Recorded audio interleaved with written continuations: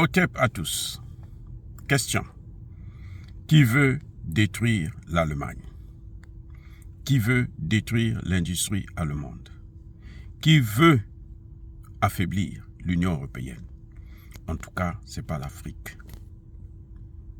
Celui qui veut détruire l'industrie allemande, c'est celui-là qui empêche, qui cause des problèmes à l'Allemagne d'obtenir l'énergie. Parce qu'une industrie fonctionne à l'aide de l'énergie. Tant que vous n'avez pas d'énergie, votre industrie est morte. Et l'Allemagne, c'est la plus grande industrie de l'Union européenne.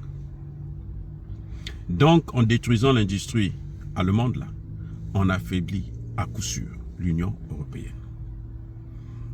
La Russie avait de bonnes relations, a toujours eu de bonnes relations avec l'Allemagne depuis le temps de l'ex-URSS. Ce n'est pas aujourd'hui ou hier que la Russie exporte son pétrole et son gaz en Allemagne.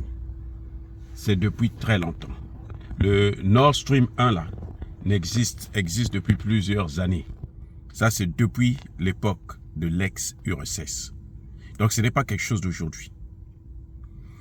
Nord Stream 2, c'est celui qui vient d'être construit il y a quelques années, qui devrait être en principe en route cette année ou l'année dernière, mais qui a été bloqué avec la crise en Ukraine.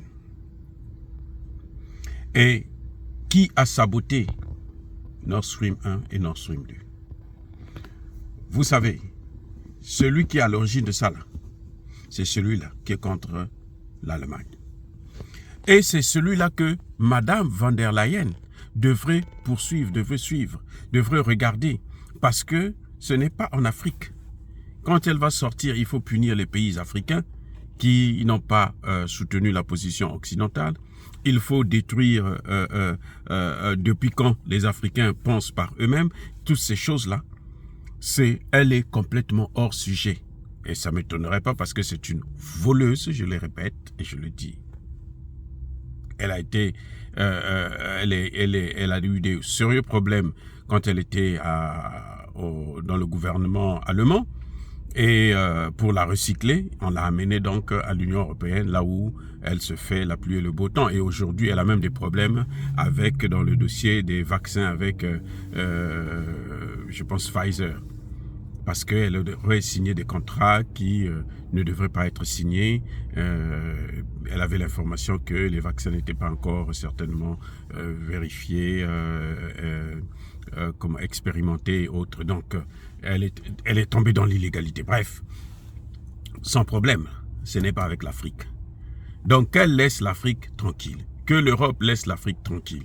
Le problème de l'Europe, c'est que, en voulant faire souffrir les Africains, eh ben, Dieu met sur leur dos quelqu'un d'autre qui va les faire souffrir. Abou Abia.